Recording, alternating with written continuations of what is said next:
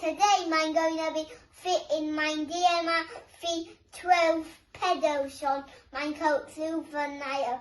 I'm going to show you how to do it.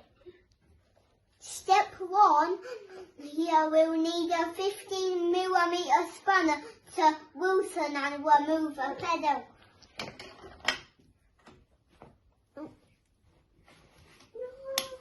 Step 2, get your pedal and put it on. With a V12 DMR, you can use a spanner or a Allen key.